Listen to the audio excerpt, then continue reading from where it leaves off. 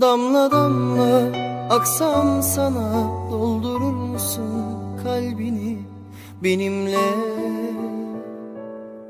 Yoksa sen de taşıyamaz da döker misin beni yerlere?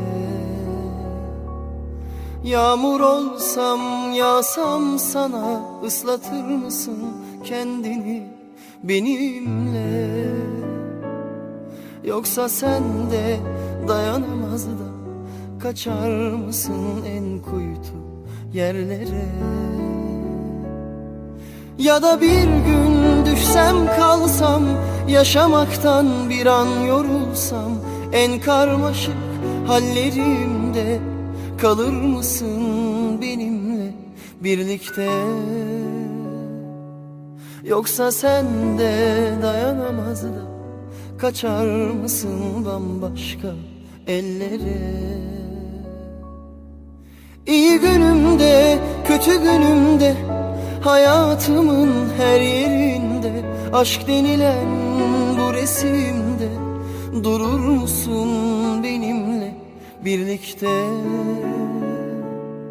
Yoksa sen de dayanamaz da gider misin bambaşka düşlere? Seviyorum seni desem,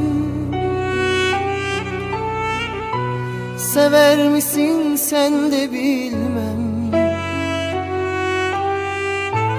Tutar mısın ellerimden,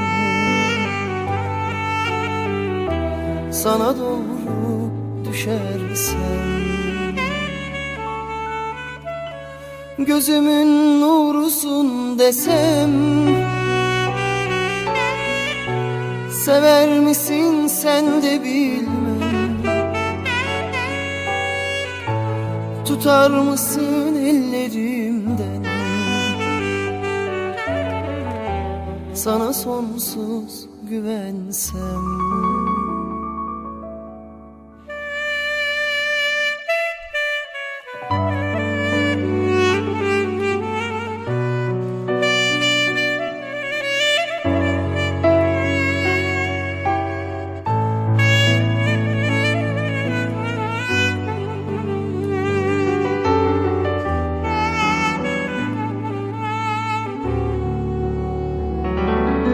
Ya da bir gün düşsem kalsam, yaşamaktan bir an yorulsam, en çaresiz hallerimde kalır mısın benimle birlikte?